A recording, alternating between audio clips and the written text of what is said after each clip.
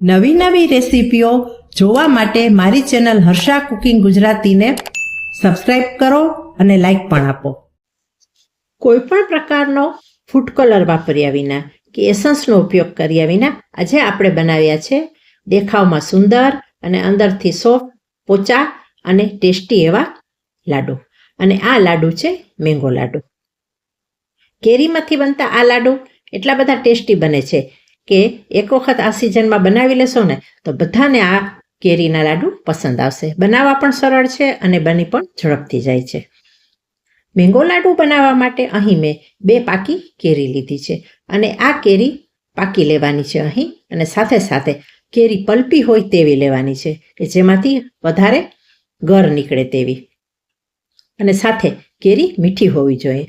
આ રેસીપી બનાવવા માટે ખાટી કેરી લેવાની નથી. બંને કેરીને ધોઈ અને તેની છાલ ઉતારી તેને સમારી અને તેનો આપણે પલ્પ તૈયાર કરીશું. પાણીનો બિલકુલ ઉપયોગ કર્યા વિના બંને કેરીમાંથી આપણે પલ્પ કાઢી લીધો છે. હવે લઈશું આપણે એક બાઉલ અને આ બાઉલની અંદર આપણે એડ કરીશું જેટલો કેરીનો પલ્પ છે તેટલો જ નાળિયેરનો ભૂકો.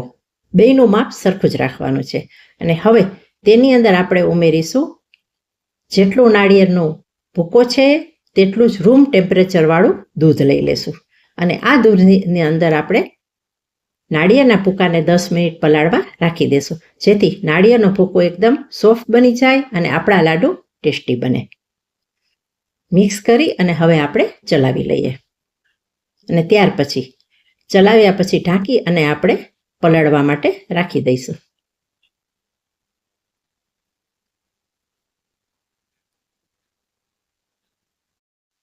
હવે લઈશું આપણે એક મિક્સર જાર અને આ મિક્સર જારની અંદર આપણે લાડુ માટેનું મિશ્રણ તૈયાર કરવાનું છે. સૌથી પ્રથમ એડ કરશું આપણે 150 ગ્રામ જેટલી ખાંડ.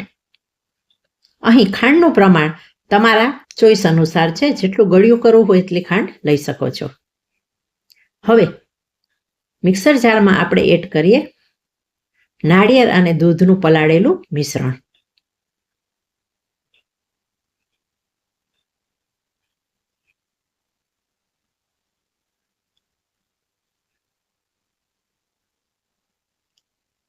અને ત્યાર પછી જેટલો કેરીનો પલ્પ હતો તેનાથી એ જ કપના માપથી અડધો કપ મિલ્ક પાવડર. આ મિલ્ક પાવડર બજારમાં આરામથી મળી જાય છે.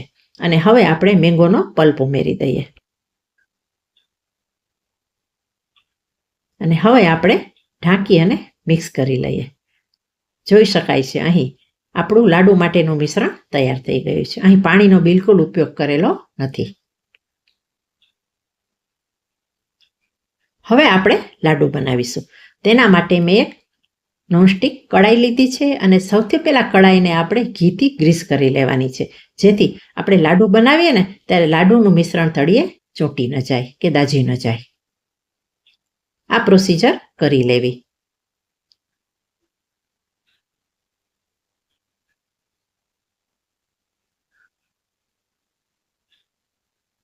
પેનમાં ઘી લગાવ્યા પછી હવે આપણે તેની અંદર તૈયાર કરેલું મિશ્રણ ઉમેરી દઈશું.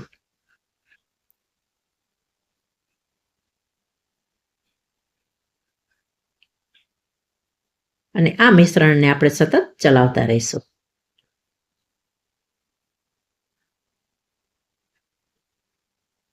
પાંચ મિનિટ પછી મિશ્રણ આવું થઈ જાય છે. જો ઘાટું થવા માંડ્યું છે અને કલર પણ થોડો ચેન્જ થઈ ગયો છે. ચલાવવાનું છોડવાનું નથી, સતત ચલાવતા રહેવાનું છે. નોનસ્ટિક કડાઈ હોય તો પણ અને જાડા તળિયાવાળી કડાઈ હોય તો પણ. 8 મિનિટ પછી મિશ્રણ આવું ઘાટું થઈ જશે. જુઓ આટલું ઘાટું થાય ને ત્યાર પછી આપણે તેની અંદર 2 ચમચી ઘી ઉમેરી દેશું. ઘી ઉમેરવાથી લાડુની શાઇનિંગ પણ વધી જશે અને આ લાડુ આપણને ખાવાથી ડ્રાય પણ નહીં લાગે. અને હવે ઘી ઉમેર્યા પછી આપણે ફરીથી ચલાવીએ અને આપણે મિશ્રણને લાડુ વડે તેવું બનાવી લઈએ.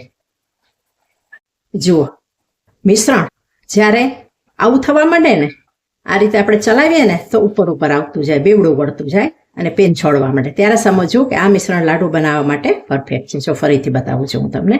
અને હવે આ તબક્કે આપણે એડ કરી દઈશું લાડુને વધારે ફ્લેવરફુલ બનાવવા 4 થી 5 એલચીનો ભૂકો. ફરીથી આપણે ચલાવી લઈએ.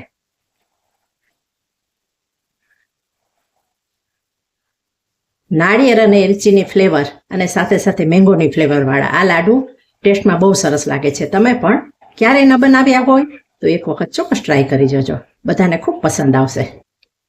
અને હવે આપણે ગેસને બંધ કરી દઈએ અને આ મિશ્રણને આપણે ઠંડુ કરવા માટે બીજા વાસણમાં ટ્રાન્સફર કરી લઈએ અને ઠંડુ થઈએ આપણે તેના લાડુ બનાવીશું અને લાડુને ડેકોરેટ પણ કરીશું.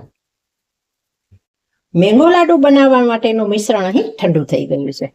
હવે આપણે મિશ્રણને હાથમાં લઈ અને જેવડી સાઈઝના લાડુ બનાવવા છે તેવડો પોર્શન લઈ અને આપણે લાડુ વાળી લઈ. જોઈ શકાય છે કેટલા શાઇનિંગ વાળા, સુગંધી અને ડિલિશિયસ લાડુ આપણા તૈયાર થયા છે.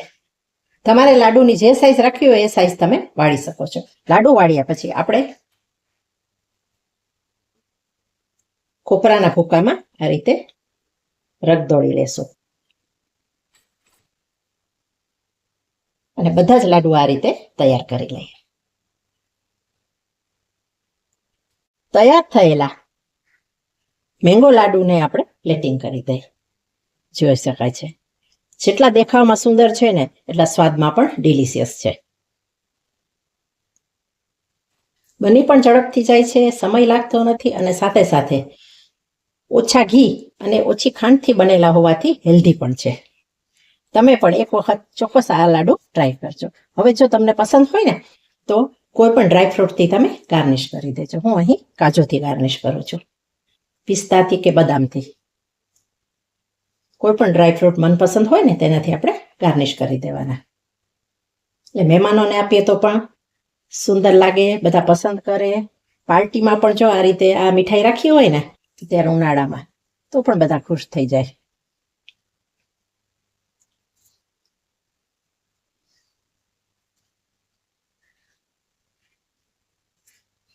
હવે મળીશું બીજી જ નવી રેસીપી સાથે.